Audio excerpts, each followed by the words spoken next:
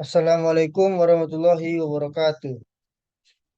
Perkenalkan, nama saya Salman Al-Farisi, NIM 21042347. Jurusan Ilmu Administrasi Negara, Fakultas Ilmu Sosial. Baiklah, saya akan mempresentasikan materi pada pertemuan kali ini, yaitu langkah-langkah dalam administrasi pembangunan. Yang pertama yaitu konsep administrasi pembangunan. Ditentukan oleh 4 dimensi, yaitu pertama, dimensi ekonomi. Dimensi ekonomi adalah perubahan pemilikan aset ekonomi dari tidak memiliki menjadi memiliki, dari sedikit menjadi DLS. Yang kedua, dimensi sosial. Dimensi sosial adalah adanya perubahan pemilikan aset sosial seperti kebutuhan pendidikan dan kesehatan dan lain-lain. Yang ketiga, dimensi politik. Dimensi politik adalah perubahan politik seperti menyuarakan pendapat, membentuk ikatan politik, memiliki hak politik yang sejajar. Yang keempat, dimensi hukum. Dimensi hukum adalah perubahan pemilikan aset hukum seperti mendapat perlindungan hukum, kebutuhan memiliki hak yang sejajar, dan perlakuan yang adil. Selanjutnya, pengertian administrasi pembangunan adalah semua upaya yang dilakukan oleh suatu negara atau pemerintah untuk menumbuhkan, mengembangkan, dan mengubah situasi yang dianggap lebih baik serta kemajuan dalam aspek kehidupan nasional.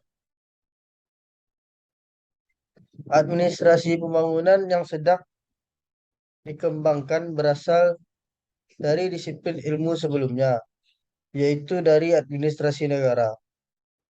Pada abad ke-19, ini bisa disebut sebagai awal pengembangan administrasi publik, yang pertama kali dikembangkan oleh penulis dan praktisi administrasi publik di Amerika Serikat, yang meliputi Frank J. Goodenough, Leonard Dwight, Alexis de Tocqueville, dan Woodrow Wilson. Bahkan yang ditulis sebelumnya dianggap sebagai awal pengembangan administrasi publik. Pengembangan administrasi publik lebih relevan untuk negara maju.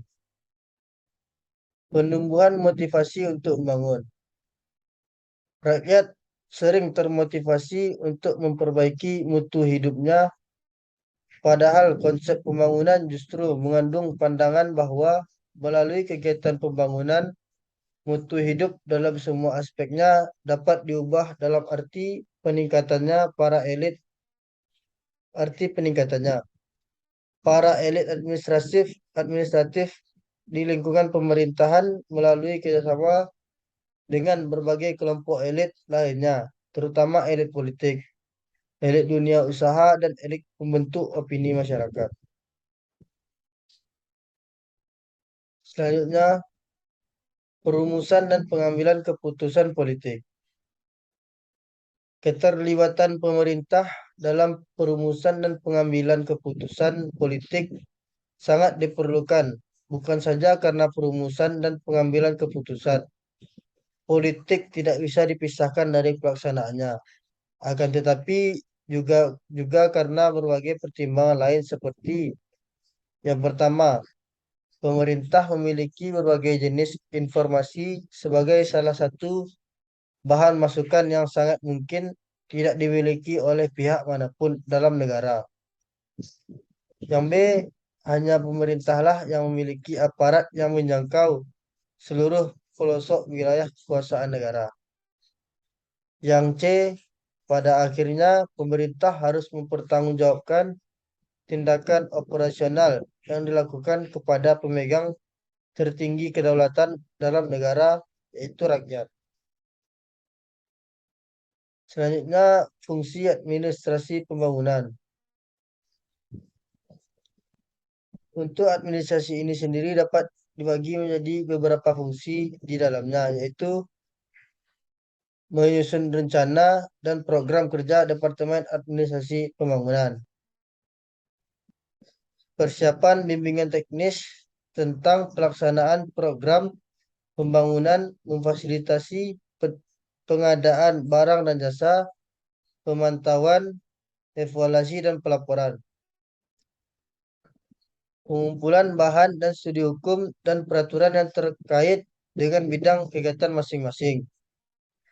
Penentuan kebijakan perencanaan teknis operasional, koordinasi, persiapan program pembangunan, bantuan dalam pengadaan barang dan jasa, pemantauan, evaluasi, dan pelaporan pembangunan daerah.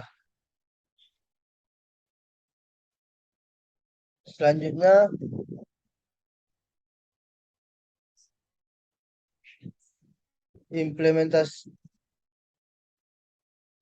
implementasi kebijakan merumuskan koordinasi teknis, persiapan program pembangunan, memfasilitasi pengadaan barang dan jasa, pemantauan, evaluasi, dan pelaporan pembangunan daerah.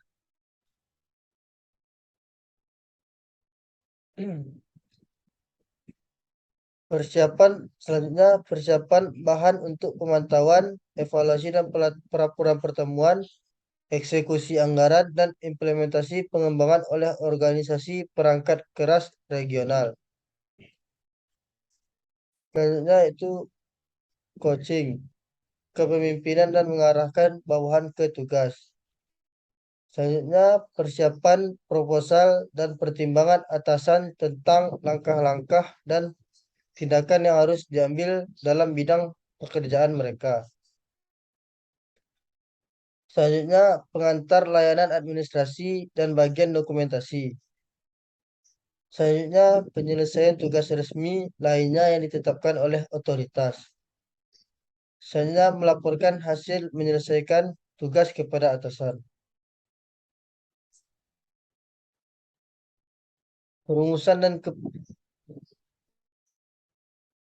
Perumusan dan pengambilan keputusan asing. Langkah ini sangat baik untuk kepentingan pemerintah sendiri maupun dalam melibatkan komponen masyarakat. Misalnya untuk kepentingan pemerintah diperlukan dasar hukum untuk yang pertama menentukan, menggarap dan mobilisasi dana terutama dalam bentuk berbagai jenis pajak, peruntukan lahan, perlakuan terhadap investor asing, berbagai peraturan perundang-undangan lainnya yang kesemuanya diarahkan guna menjamin bahwa tidak ada kegiatan penyelenggaraan pembangunan yang tidak ada dana hukumnya. Hanya itu ruang lingkup administrasi pembangunan. Untuk administrasi ini sendiri dapat dibagi menjadi dua dalam ruang lingkup, yaitu pengembangan administrasi. Yang pertama, pengembangan administrasi. Adapun reformasi administrasi sebagai konsekuensi dari pengembangan administrasi, perubahan telah terjadi di birokrasi dengan unsur-unsur berikut. Birokrasi berperan dalam mengelola untuk dan memberdayakan masyarakat. Birokrasi harus terbuka dan bertanggung jawab. Birokrasi harus dapat mendorong partisipasi publik.